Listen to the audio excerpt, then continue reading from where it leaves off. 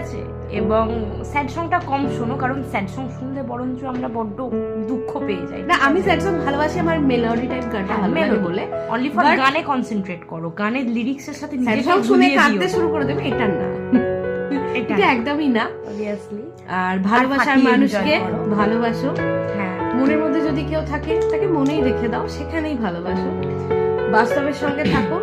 হ্যাঁ, কারণ আমাদেরকে বাস্তবেই বেঁচে থাকতে হয়, আর মনের জগৎ বাস্তবের জগৎ দুটোই আলাদা।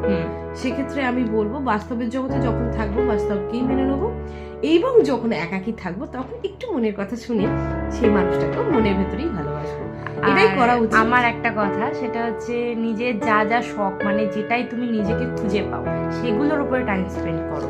ওই বাবু বিশ্বাস করো আমি এটা করিনি, বাবু বিশ্বাস করো আমি তোমায় ভালোবাসি, এটার উপরে অতটা টাইম না ওয়েস্ট করে যেটা তুমি পারো সেটার উপর নিজেকে খুশি রাখার সব জিনিস ট্রাই করো, তাহলেই নিজে ভালো থাকবে।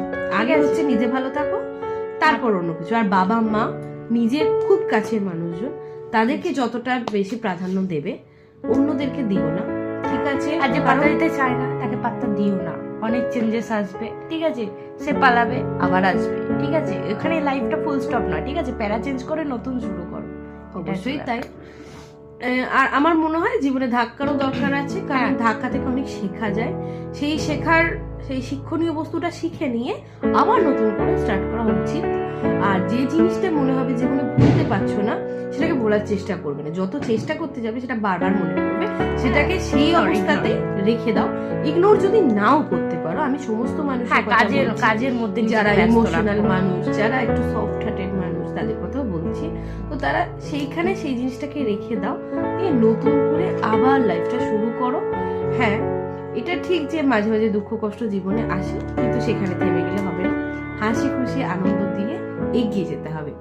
তাই আমি বলবো নতুন বছর খুব ভালো কাটুক, ভালো থাকো, এই যে থাকো, ও কথা বলছে হাসি খুশি। আমার কেক খেতে ইচ্ছা গেল, খেয়ে নিলাম, বাস এই রকমটা করো, যখন যেটা ইচ্ছা হবে করে নাও, তারপর আমাদের মতো হাসতে থাকো, চুটিয়ে হাসতে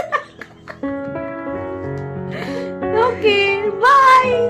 আমরা চকলেট খাচ্ছি, চকলেট খাওয়ার সময় তো বিভিন্ন দিকে লেগে যাবে, তাই ভালো ছবি উঠবে না, তাই ওই ভিডিওটা আমরা তুলছি না। দেখো সবাইকে সুন্দর দেখতে হয় না, সবাই যদি ভাবে যে আমি ঐশ্বর্য হয়ে যাবো, না না, মানে যেরকম ভাবে চকলেটের অ্যাড দেয় সেরকম ভাবে আমরা খাই না, অ্যাকচুয়ালি আমরা খেলে এদিকে আর একটা অ্যাডভাইস দেওয়ার আছে, সেটা হচ্ছে নিজেকে নিয়ে সন্তুষ্ট থাকো। আমাকে দেখতে খারাপ, আমাকে বাজে দেখতে লাগছে, এটা নয়, ভগবান সবাইকে আলাদা আলাদা ভাবে বানিয়েছে, তো সেটাকে নিয়ে স্যাটিসফাই থাকো। তুমি তোমার মতো কিন্তু আর কেউ না।